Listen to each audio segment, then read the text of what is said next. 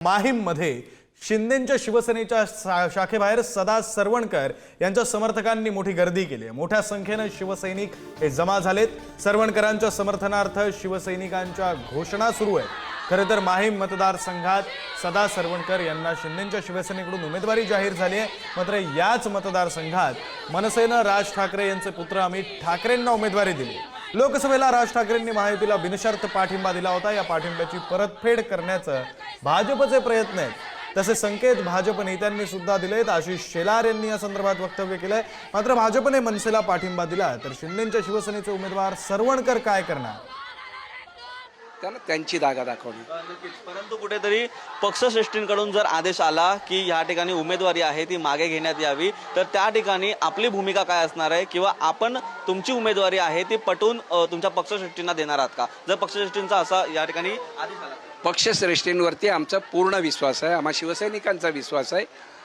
ते जे काय अहोरात्र मेहनत आज घेत आहेत, काबाड कष्ट करतायत, ते फक्त शिवसेना वाढवण्यासाठी, शिवसेना प्रमुखांचे विचार पुढे नेण्यासाठी आणि त्यामध्ये खारीचा वाटा उचलण्याचं काम आम्ही करतोय।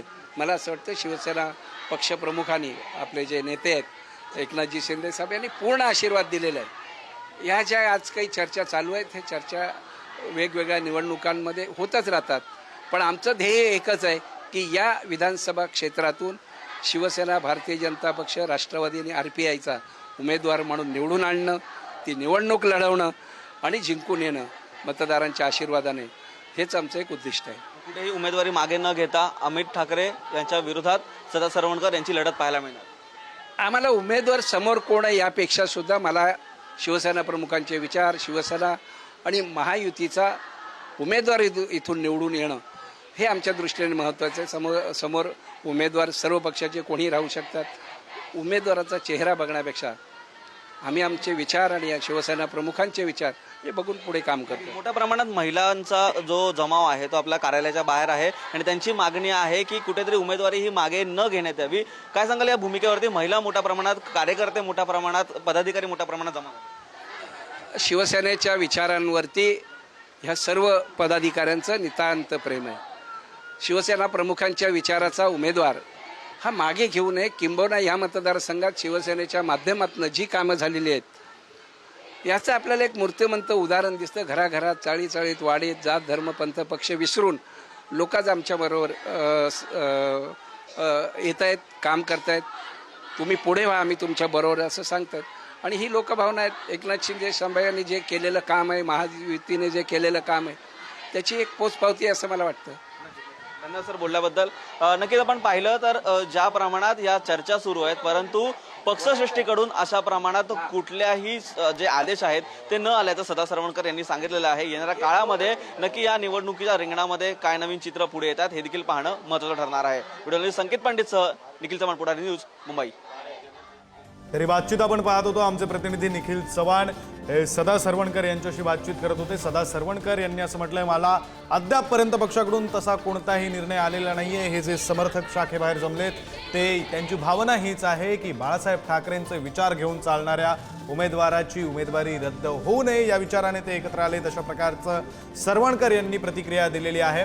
खरं तर सदा सरवणकर हे माहीम दादर म्हणून शिंदेंच्या शिवसेनेचे उमेदवार, महायुतीचे उमेदवार म्हणून त्यांच्या नावाची घोषणा करण्यात आली आहे। मात्र परिस्थिती अशी निर्माण झाली आहे की मनसेचे अध्यक्ष राज ठाकरे यांचे पुत्र असलेले अमित ठाकरे यांना मनसेकडून उमेदवारी देण्यात आली आहे आणि त्यामुळे मग लोकसभेच्या वेळी मनसेने महायुतीला जो बिनशर्त पाठिंबा दिला होता त्याची परतफेड करण्यासाठी असेल किंवा मग अन्य काही राजकीय गणित साधण्यासाठी म्हणून भाजपकडून आता महायुतीनं अमित ठाकरेंना पाठिंबा द्यावा का, अर्थात अमित राज ठाकरे यांना पाठिंबा द्यावा का, अशा चर्चा सुरू झाल्यात आणि त्यामुळे सरवणकरांचे कार्यकर्ते आक्रमक झाले।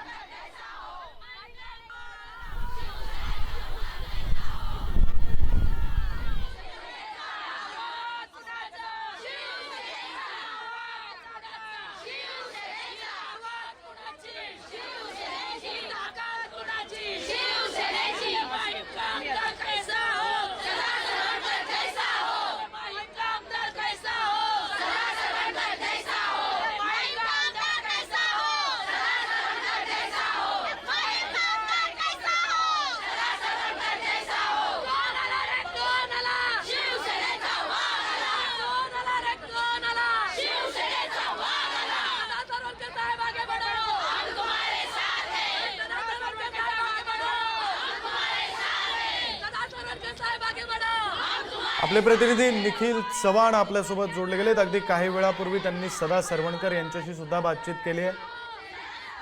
याच ठिकाणाहून आपले प्रतिनिधी निखिल चव्हाण आपल्यासोबत जोडले गेलेले आहेत. खरं तर ज्या शाखेच्या बाहेर हा सगळा गोंधळ सुरू आहे, समर्थकांकडून मोठ्या प्रमाणात घोषणाबाजी केली जाते, तिथून आपले प्रतिनिधी निखिल चव्हाण आपल्यासोबत आहेत. निखिल, काय आत्ताची परिस्थिती, किती कार्यकर्ते जमलेत, काय नेमकं कार्यकर्त्यांचं म्हणणं आहे? थेट कार्यकर्त्यांचं म्हणणं आमच्यापर्यंत पोहोचवा. नक्कीच विक्रांत, आपण पाहायचं झालं तर सदा सरवणकर यांच्या शाखा क्रमांक 194च्या बाहेर मोठ्या प्रमाणात महिला वर्ग आहेत ते या ठिकाणी उपस्थित झालेले आहेत. त्याचसोबतच या ठिकाणी पदाधिकारी कार्यकर्ते हे या ठिकाणी उपस्थित झालेले आहेत. आपण त्यांच्याकडून जाणून घेऊया की नक्की काय त्यांची मागणी आहे. ताई, काय काय मागणी आहे आपली? आता मागणी काय? आमदार कैसा हो, मागणी काय आपली? मागणी काय आपली आता? सदा सरवणकर जैसा हो, काही मागणी काय आपली? या ठिकाणी तुम्ही झोपलेला आहात. सदा सरवणकर जैसा हो. नक्कीच आपण पाहिलं तर सदा सरवणकर यांच्या नावाने ज्या संपूर्णपणे घोषणाबाजी आहे ती या ठिकाणी सुरू आहेत, परंतु पदाधिकारी काही ते बोलत नाहीयेत. नक्की त्यांच्या उमेदवारीवरती काय भूमिका आहे ती त्यांची बोलत नाहीये. ताई, काय काय मागणी काय तुमची?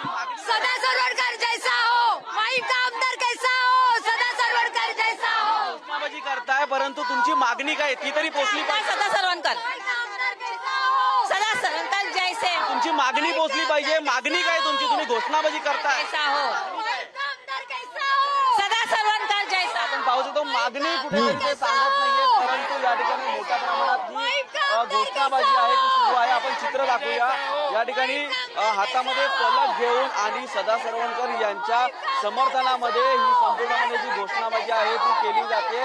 गेल्या 1 ते 1.5 तासापासून या ठिकाणी जो मॉब आहे तो वाढत चाललेला आहे आणि महिलांचा आक्रोश कुठेतरी वाढत चाललेला आहे. कारण या ठिकाणी ज्या चर्चा रंगलेल्या आहेत त्या चर्चामधून सदा सरवणकर यांना कुठेतरी उमेदवारी आहे ती मागे घेऊ शकतात असे चित्र आहेत, अशा भावना आहेत त्या कुठेतरी या सर्व कार्यकर्त्यांच्या मनामध्ये आहेत आणि याच भावना या कुठेतरी आपल्याला रस्त्यावरती उतरताना पाहायला मिळतात. आणि शाखा क्रमांक 194च्या बाहेर या संपूर्णपणे ज्या महिलांचा मोठ्या प्रमाणात उपस्थिती आहे ती पाहायला मिळते आणि मोठ्या प्रमाणात कार्यकर्ते हे या ठिकाणी शिवसेनेच्या माध्यमातून जमलेले आहेत. सदा सरवणकर याच कार्यालयामध्ये बसलेले आहेत. आणि खरंय निखिल, आणि त्यामुळे या ज्या महिला आहेत त्या अगदी माध्यमांना प्रतिक्रिया सुद्धा देत नाहीयेत, त्या फक्त आपली घोषणाबाजी करतायत. त्यांचं म्हणणं एवढंच आहे की माहीम का आमदार कैसा हो, सदा सरवणकर जैसा हो. पण हेच नेमकं पक्षश्रेष्ठींना वाटतंय का?